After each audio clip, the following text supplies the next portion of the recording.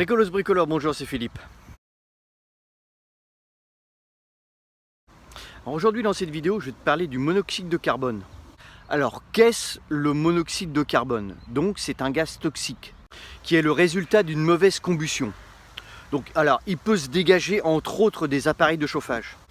Donc il faut savoir que ce gaz est asphyxiant, indétectable, invisible, inodore et non irritant. C'est là que c'est un petit peu vicieux parce qu'en fait tu t'aperçois même pas que ce gaz se propage dans l'air.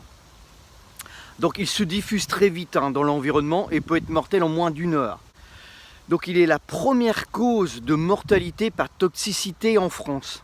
Alors la plupart des gens équipés d'un appareil de chauffage à combustion ne sont pas conscients d'avoir chez eux des appareils susceptibles d'émettre ce gaz. Donc pour ça, ils ont inventé un petit appareil qui va détecter ce genre de gaz qui se propage dans l'air. Donc quand le monoxyde de carbone va s'échapper, il va émettre un bip aigu. C'est comme une alerte pour t'alerter qu'il y a du monoxyde dans la pièce.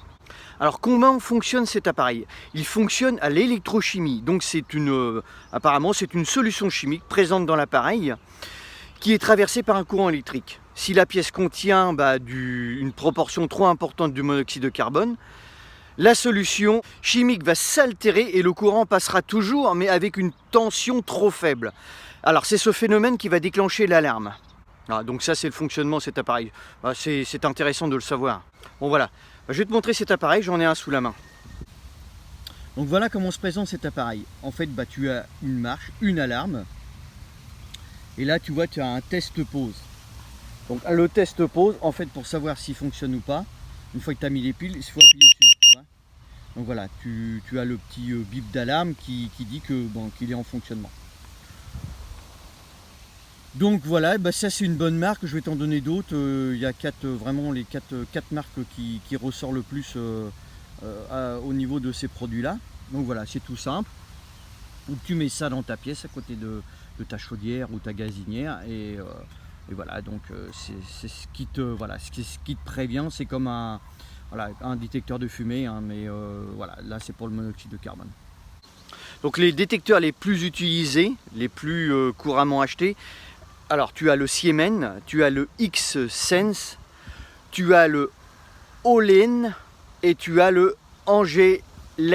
C'est celui-là que je t'ai montré tout à l'heure.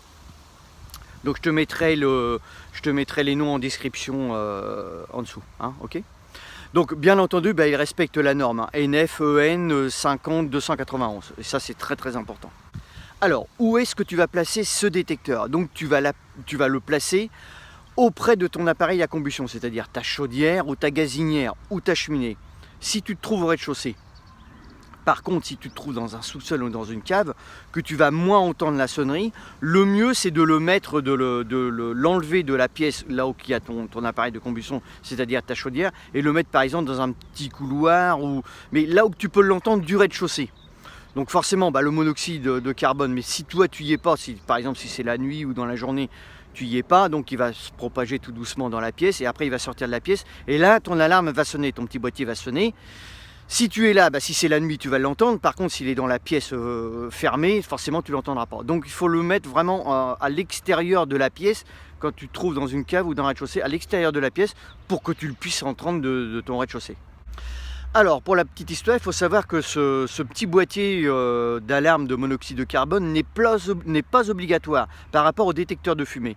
Et ça, ils essayent par tous les moyens que ça soit obligatoire, puisque voilà, les 3/4 des décès qui peuvent survenir l'hiver par rapport à un élément de combustion, c'est-à-dire par rapport à une chaudière ou une gazinière ou une cheminée, etc., vient du monoxyde de carbone. Donc c'est vraiment très très vicieux, puisque tu le sens pas, tu le détectes pas, rien du tout. Par rapport, par exemple, à de la fumée. Donc voilà pour la petite histoire. Donc ils essayent vraiment de le rendre obligatoire et c'est très très bien. Bon voilà, donc si tu n'as pas encore de boîtier de monoxyde de carbone à côté de ta chaudière, je te conseille d'en acheter un. Ça coûte, celui-là j'ai dû le payer 20 balles, donc voilà, c'est pas le bout du monde. Et franchement, sincèrement, ça peut vraiment te sauver la vie et sauver la vie de tes proches. Voilà. Mais écoute, si cette vidéo t'a plu, tant mieux. J'espère que voilà, que ça va faire réfléchir. Et puis écoute, si tu l'as aimé cette vidéo, eh bien like-la, partage-la. Et puis si tu arrives sur ma chaîne, abonne-toi, t'as le petit logo qui est juste ici. Et puis moi je te retrouve sur une prochaine. Je te dis ciao ciao, à plus tard. Salut, porte-toi bien.